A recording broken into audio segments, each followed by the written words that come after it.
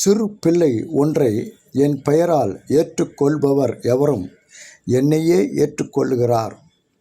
மத்தேயு 18ஆம் அதிகாரம் 5ஆம் வசனம், மார்க்கு 9ஆம் அதிகாரம் 37வது வசனம், லூக்கா 9ஆம் அதிகாரம் 48வது வசனம் என்றார் இயேசு கிறிஸ்து.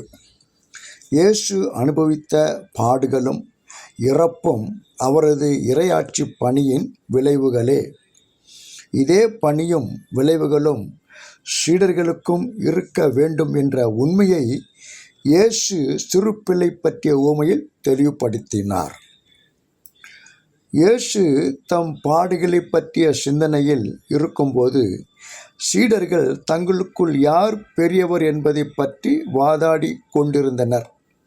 அதாவது, இயேசு வெற்றி வாகை சூடும் மேசியா என்றால் தாங்கள் பெறப்போகும் பதவிகளையும் அதிகாரங்களையும் பற்றிய கனவுகளில் சீடர்கள் மூழ்கி இருந்தார்கள்.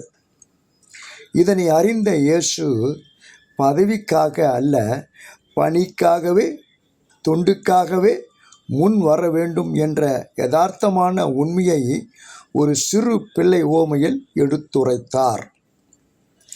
இயேசு குறிப்பிடும் சிறு பிள்ளை என்பவர் ஏழைகள், எளியவர்கள், வறியவர்கள், அனாதைகள், ஆதரவற்றவர்கள், திக்கற்றவர்கள், கவனிப்பாரற்றவர்கள், குரலற்றவர்கள், முகவரி அற்றவர்கள், உரிமைகள் மறுக்கப்பட்டவர்கள் போன்ற விளிம்பின் நிலையில் இருப்பவர்களை அல்லது சமூக பொருளாதார நிலையில் தாழ்ந்தவர்களாக இருப்பவர்களை குறிக்கும். சிறு பிள்ளையைப் போல் தாழ்த்தி கொள்பவர், மத்தேயு 18ஆம் அதிகாரம் 4வது வசனம் என்ற சொற்றொடரை கையாள்வதால் இங்கும் சிறு பிள்ளை என்பது வயதில் சிறுவர் என்பதை விட கடவுளையே நம்பி தாட்சியுடனும் அமைதியுடனும் வாழ்ந்து கொண்டிருக்கும் விளிம்பு நிலையிலிருக்கும் மக்களை குறிக்கும். மார்க்கு நற்செய்தியாளர் தொண்டு பற்றியும் சிறு பிள்ளையை ஏற்றுக்கொள்வது பற்றியும் எடுத்து கூறினார். மேலும் இயேசுவின் காலத்தில் சிறு பிள்ளைகளை பெரியோர்கள் ஒரு பொருட்டாக கருதவில்லை. இச்சூழலில் இயேசு சிறு பிள்ளையை அரவணைத்தார்.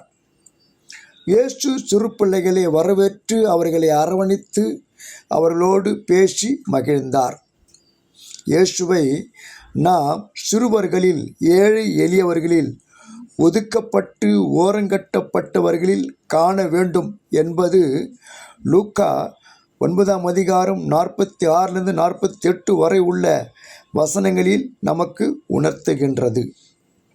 எனவேதான் திருச்சபையில் ஏழை எளியவர்களிடமும் இயற்கையாகவே இருக்கின்ற எளிமை, தாட்சி, கபடற்ற தன்மை, திறந்த மனம், நம்பகத்தன்மை போன்ற நற்பண்புகளை இயேசுவின் சீடர்களும் பெற வேண்டும். இயலாத நிலையில் வறுமையில் வாடுகின்ற இப்படிப்பட்ட விளிம்பு நிலையில் வாழ்ந்து கொண்டிருக்கின்றவர்களை ஏற்று அவர்களுடைய தேவையில் உதவிகள் செய்கின்றவர்கள் உண்மையான சீடர்கள் என்பதை இப்பகுதிகள் நமக்கு உணர்த்தப்பட்டிருக்கிறது.